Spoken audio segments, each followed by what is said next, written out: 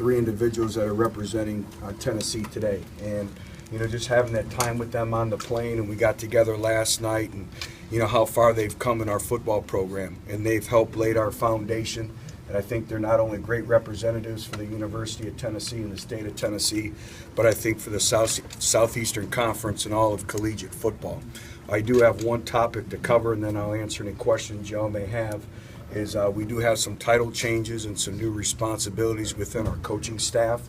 Larry Scott will assume the coordinator of special teams, so he'll be the special teams coordinator. Robert Gillespie will be assistant head coach offense, and Tommy Thigpen will be run defensive coordinator. So very well deserved. They've earned those titles, and we're excited about that. And that'll just help us in our preparation for this coming year. So I'll answer any questions you may have. But this is your fourth media day. What's the message this year? Well, again, just, each year is a new year. And that's the great thing about college football is a third or more of your roster turns over. And there's new leadership opportunities. But I like the mentality of this football team. As I've stated, in the last 18 games, we're 13-5. And 5 of those losses have come by a combined total of 25 points. So what are we doing to find those 25 points? How are we getting to the next level? This is the first time in a number of years we have experience, but we still only have 11 seniors on our roster. So we have to continue to grow and develop and elevate our roster through recruiting, through development, and through playing time. But, I think it's a real exciting time in our program because you can see we have built it over time. We always talk about the compound effect and getting better, getting that 1% better. And, a few years ago, we weren't even the topic of conversation, and now Tennessee football, it is at least in the topic of conversation. But I think everything is a wake-up call. Everything, you have to be humble.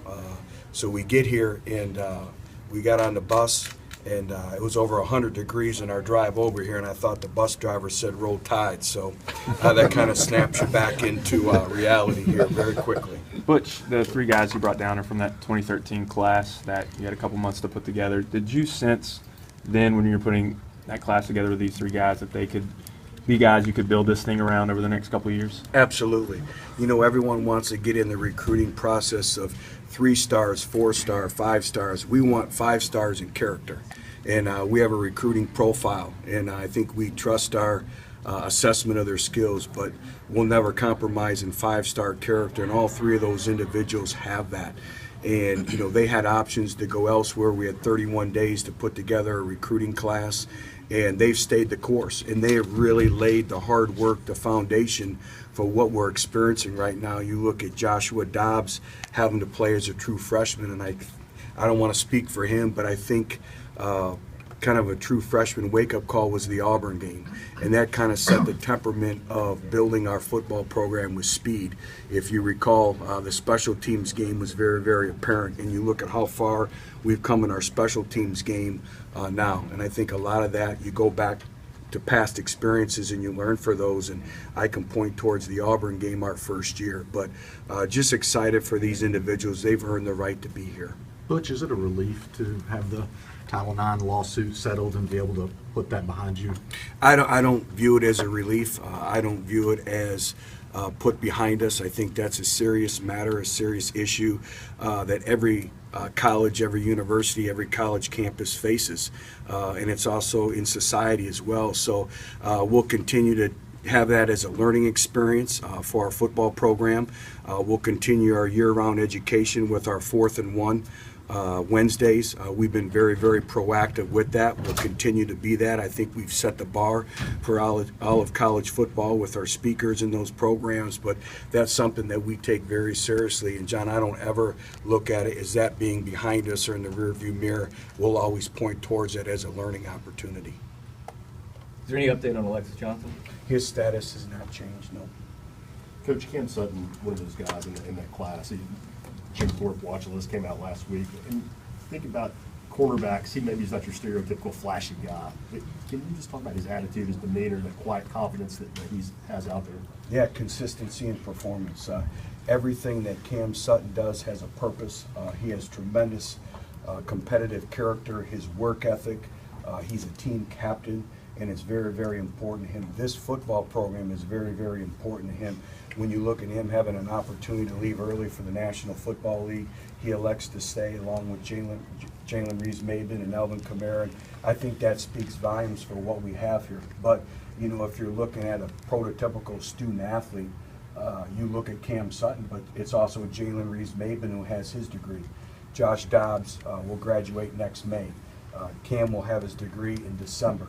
So when you look at, you know, the definition of defining of what a student athlete is, I think all of three of our representatives define that. But, you know, to be able to sit back and watch, you know, these young men turn into adults and really grow up in your football program, it's very, very rewarding, and that's why you coach. But you have an update on Shies. Are you hopeful that he can be ready pretty early in preseason camp? We're hopeful. Right now, he'll actually start running next week. He's gone through all the strength and conditioning activities, but for him, it's going to be how much he can handle. I see him more being available maybe towards the middle of training camp. The thing we can't do is rush it, and you know, Jason McVay, our training staff, has done a great job, and Shai has done a great job of getting to this point of where he's at. But I think we'll know day by day when training camp hits, but we just have to do a great job of monitoring his activity. Butch, Tennessee football is in a unique position for the first time in a long time. It's favorites. Do you talk to the guys about having that mark on their back? Well, we went through it last year a little bit, and it's not where you start, it's where you finish. And, you know, when we started recruiting this class and we started recruiting these classes, one of the things that we talked about them is getting Tennessee football back to relevance, is getting Tennessee football in the conversations of where it belongs. And all we can control is what we can control. And that's it, no more, no less. And that's why we talk about owning it. That's our theme for this year, own it. Own your attitude. Own the expectations, own your style of play, own the football program, own your position group, you know, with everything that we do. So we've been more focused on that. It's more about us more than anyone else. But I get kind of nervous because I was listening to the SEC network, and they said in the history of the Southeastern Conference, the media picking the champion has only been right 5 times. So that makes you a little leery there. Butch, how rewarding is the I'm relevancy? sorry, I didn't mean. No, I think a lot of us think of Josh as a Dobbs as a guy